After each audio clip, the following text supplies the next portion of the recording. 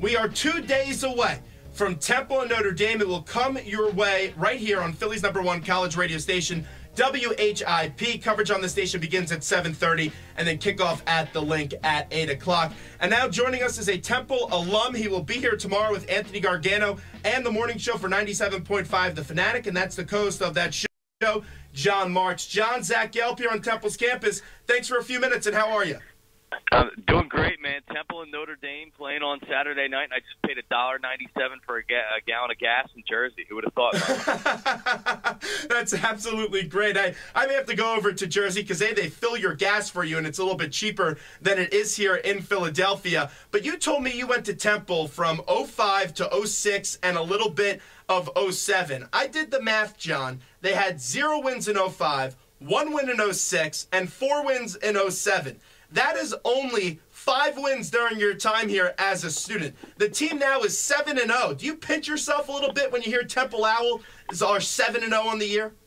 Well, it's weird because growing up in this area and loving Temple basketball really my whole life, my first love was the 87-88 Temple team that lost to Duke and Mike Vreeswijk and all those guys and Mark Macon and Howie Evans, and then I moved along to Aaron McKee, Eddie Jones, Rick Brunson, Pepe Sanchez, and all the great Temple teams under John Chaney, now with Fran coming in and carrying the torch.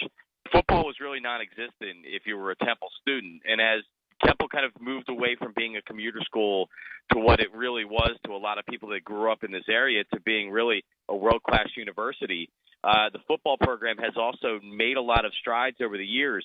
And I was actually looking through the year-to-year records of Temple as it went through from Bruce Arians to Jerry Burt to Bobby Wallace, Ron Dickerson before that. And it was downright frightening some of those years. And I'm trying to find – from the first 6 years they were in the Big East, they had 8 wins and 58 losses. From 03 until 06, they were 4-42. So when you don't win any games at all, as much as a Temple fan as you are and you want them to be good, they weren't good. So you're not running down to the vet or down Lincoln Financial Field to see them play. But now that they're playing really well, it's become bigger than a Temple story for me. It's become a Philadelphia-type story. And that's why this story is so special, because the best run are the unexpected run, especially when you've been behind a team that's been losing for so many years. And even from my freshman year now until my senior year, it just looks like a completely, totally different football team. We actually look like we have real football players on the field, and you look like you have guys that are 4-star recruits, 3-star recruits. And, hey, Temple, they go out there, and they're not going to consistently get 4-star recruits, but they go out there and they develop players through this good coaching staff. But you've seen the dark sides of Temple football, like you were saying. If I would have told you, though, when you were here as a student, that eventually they would get College Game Day and they would have the ABC Game of the Week, what would you have told me at that time? Well, I probably would have told you I was crazy, but you had to figure. I'll be totally honest with you, Zach. I, at one point, was maybe favoring the idea that Temple should be a 1AA team and play with Villanovas and Delawares, and that would be fun, and build a small stadium on campus. So that's where my head was maybe 10 years ago, to where it is right now. And right now, I feel like that I have a major university college football team, and we talked to Herb Herbstreit this morning, and he said to us, honestly, if you would have told me in August that I would be in Philadelphia on Halloween doing game day for Temple and Notre Dame, I would have told you were crazy. So it's the planets are aligning. The Eagles are on a bye week. The focus from Philadelphia goes from the negativity of what's going on with the Eagles right now to the positive story that the Temple Owls and Matt Rule, and we finally have a quarterback in P.J. Walker and another great running back and a defense that gets after them. So it's been a lot of fun, and I can't wait to see what it looks like when game day goes on Saturday morning. I can't wait to see what it looks like.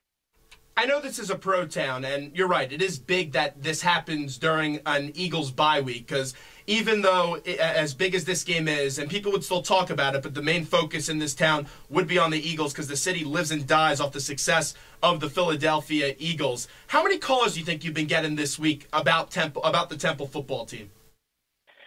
Well, like the day after an Eagles loss or a win or whatever, you're gonna have people calling in just strictly Eagles, but pretty much we got away from the Eagles because we were just so sick of it. By Tuesday, we had Temple callers. So today, I don't think we really took any more than 2 or 3 non-Temple calls. So today it's probably 75%. And Zach, tomorrow we're going to be at the Stack from 6 a.m. to 10 a.m. doing the broadcast live. We're going to have a pair of tickets to give away to the game, to the best costume that comes on set as judged by us.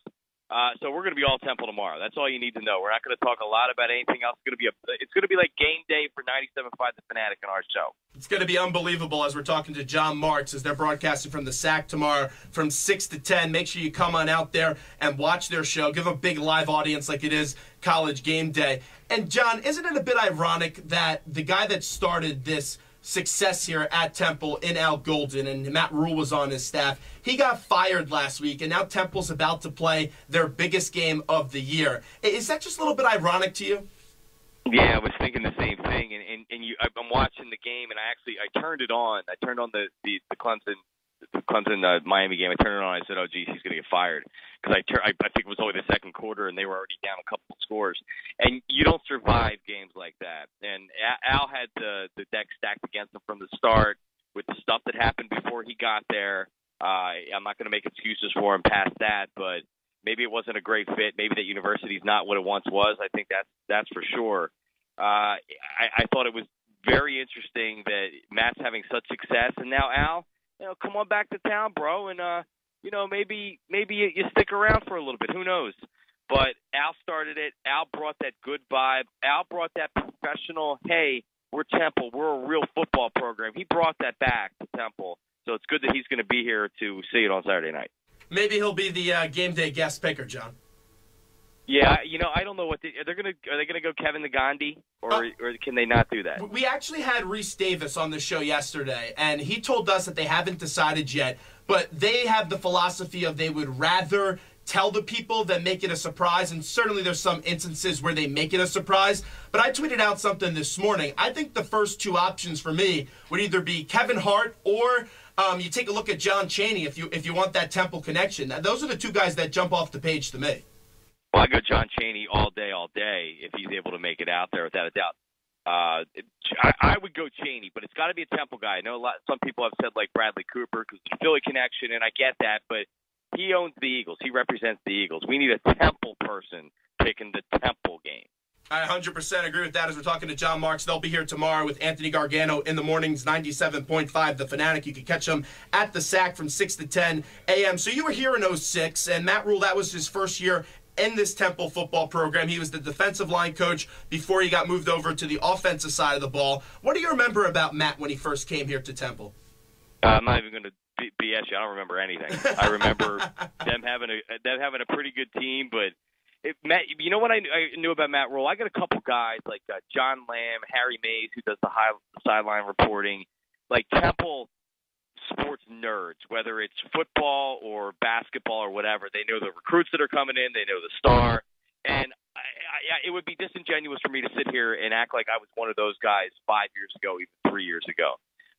So I'm not a bandwagon guy because I'm a Temple guy, and I've always rooted for him, and I've always went to the games and whatever. But I didn't really start paying close attention probably till 3 years ago, probably till Matt Rule's first year. I hated Steve Adazio. I was surprised that he even had as many wins as he did. Like, there were some good teams that he had, I guess, because I thought he was a terrible coach. But Matt Rule's first year, I was really excited, and that's really when I started paying attention. And I love the guy. I love watching him on the sideline. I love his interaction with the kids. And he's a pretty damn good coach, too. And you can see that. And this is a disciplined team. He's got a great defense right now. So I'm excited to see what happens Saturday night. Matt's a great coach. And also, you mentioned Adazio. He was a guy that came here, and he said it was his dream job, but everyone knew that was BS, and he was always looking for that next job. And, hey, that's the carousel of the college coaching world. Matt, though, has an incredible passion for Temple University. That's all his kids know. His wife works here at the university. And when a team has this much success, especially like a school like Temple, people start to think, oh, how long is Matt going to stay here? How long do you think Matt will stay here at Temple?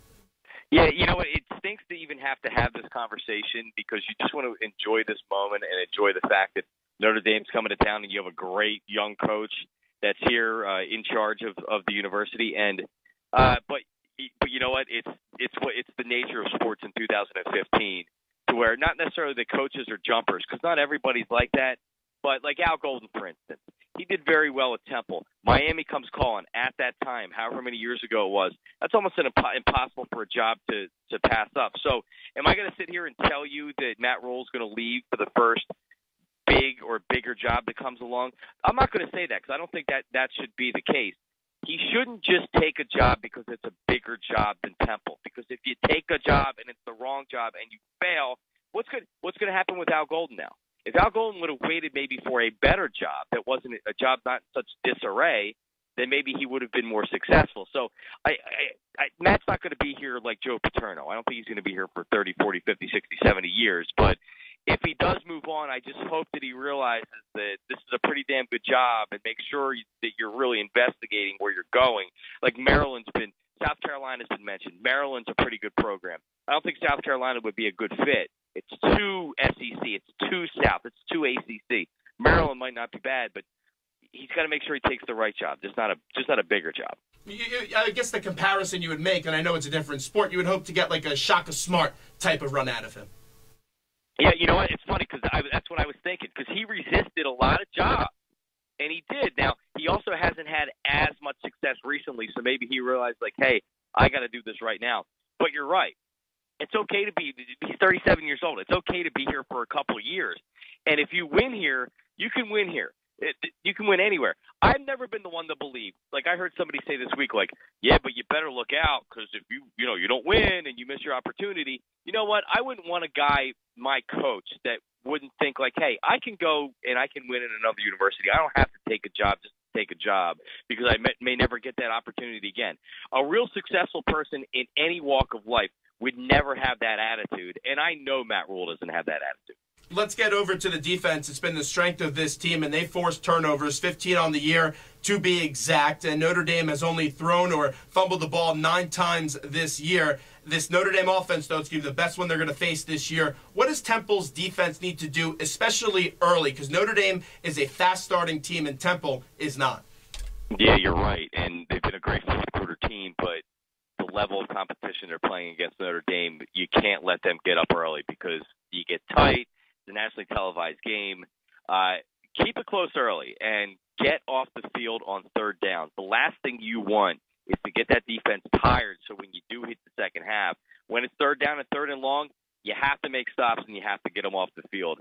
And they've done very well in getting to the quarterback forcing a turnover, especially early. Get some early points off of that. But I really believe this because I think you're going to get a pretty good game out of P.J. Walker. I think you're going to be able to run the football a little bit. The defense, if the defense not only comes to play, but can make a couple plays and grab a couple, not just turnovers, but turnovers that directly lead to points through a short touchdown drive or field goals, that's what you're going to need out of the defense. And you're right. They're going to have to stop them early. To me, though, this is a game where if you're Temple, you empty everything out because you're such a big underdog. And the defense, yeah, they have to go out there and maybe get a pick six or block a kick, something that this Temple team has done and convert it into points. But I'm confident in the defense that they're going to be able to go out there and play a good brand of 60 minutes. That offense, though, it does scare me because there's a lot of times this year where the defense gets you a turnover and the offense gives the ball right back or goes 3 and out really quickly. And that's the way that you're going to get this Notre Dame offense off the field a little bit more, is that this offense is going to have to go on some long drives. You sound pretty confident with this offense. Why is that? Well, I feel like that they're going to be what they're going to be, which isn't great, but it's a little streaky, if you know what I mean. Like when they get confidence, it seems like they can really move the ball. And when they're struggling and they're going 3 and outs and they're committing turnovers, they look pretty bad. I think the defense here in particular, like you were saying, keep them in the game, get them going. I don't think you have to play a perfect game here, but I think you have to play a near perfect game.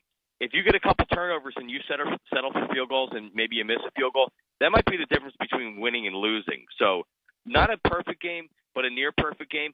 And the offense needs to score their points, but they can't turn the ball over. You can't get, and this is obvious, but you can't give Notre Dame a short field. So turnover-free football will do it, but also get your points and get them early if you can. But we know that hasn't been the strength.